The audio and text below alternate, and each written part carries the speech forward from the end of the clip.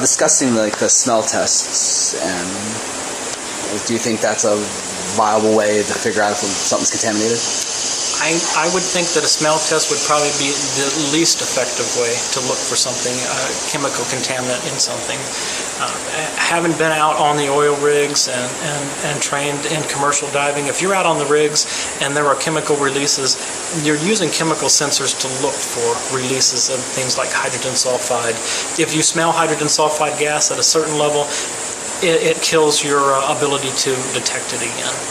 If you've been around your house, if you go into your house, if you've got dogs or cats as pets in your house, if you're around your house, you can't smell a dog or cat in your house because you become desensitized to that odor. And if you're holding a bowl of seafood and you're sniffing for a Windex smell, over time you're not going to be able to smell a Windex smell because you will become desensitized to that smell. I can't even imagine that that's the best test that we could come up with to look for chemicals in our seafood. Why do you think it's so hard for the companies that are using it and making the dispersants just don't give people like this is what it's made of?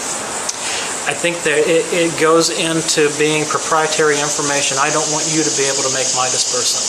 So if I don't have it patented, then there's no paper in the patent office to tell you what's in my dispersant.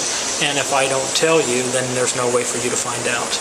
And I think that the main thing would be is to keep it secret. I'm making a really good dispersant. It works really well. I don't want another company to be able to make it. The problem with that I see right now is that we've injected hundreds of thousands of gallons of this dispersant into our seafood. It's become part of what we are going to eat. And I think on any container of food that we get anywhere, all of those chemicals have to be disclosed. And when they added the dispersant to our seafood, I think the public has the right to know what's in that dispersant. Okay, with this dispersant dispersing the oil for fish and stuff that breathe through their gills, now that the oil is broken down into a smaller, how will that affect the fish and rays and It's going to be hard to say how it would affect them. I know that in different samples of crab and shrimp, especially the eggs on some of the different crabs and on the gills of some shrimp, that they've found these small particles of dispersed oil. How it will affect them, I mean, is anybody's guess. I mean, no one knows how it will affect them. Will the toxins build up in the bodies of the animals? I mean, if you listen to the EPA, they say that the toxin has a very low, they think there's a very low risk that it will build up in the body tissues of the animals, that it will just be metabolized through. But when you also listen to what they're testing for, they're not testing for the toxins. They're testing for basically the soap base that carries the toxins that they're calling DOS. The rest of the chemicals, I think they're testing for the one chemical that makes up about 24% of the dispersant. The other 76% we're not looking for in our tests. So if we're not looking for it, we're not testing it, and it's hard for us to say what is it going to do in the long term. They're not even looking for the mercury and the lead and the other heavy metals that are in oil.